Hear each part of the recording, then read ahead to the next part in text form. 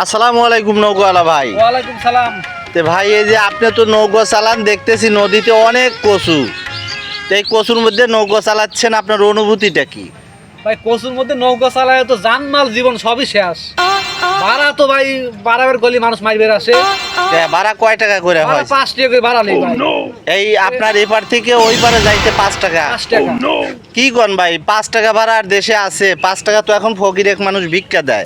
তো আপনি এই 5 টাকার ভাড়া এখনো আছে নদী পারাপার? 5 টাকায় দিয়ে তাই বেশি হয়ে যায়, ভাড়া বেশি চালি মাইবের আসে। তাই? সরকার যদি এই কচুর উপর যদি মনে করেন যে একটু সহানুভূতিশীল করে দেখতো, তা আমার মনে হয় একটু বাঁচলাম না ভাই। তো ভাই আসলে সরকার কত কিছু দেখবি কোন, সরকার তো বাংলাদেশের অনেক কিছু চিন্তাধারা করে এবং সরকার বাংলাদেশ নিয়ে অনেক তার গবেষণা, কিন্তু এখন এই গাঙের কচু যদি সরকার দেখে তাহলে এই সরকার কোথায় যাবে ভাই?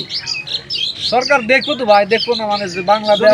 তার মানে আপনি বলতে চাচ্ছেন যে এই কচুগুলা অনেক কচু, এই কচু সরকার কোনোভাবে নষ্ট করে বা গাং পরিষ্কার করলে ভালো হয়, এই আপনার অনুভূতি? জি।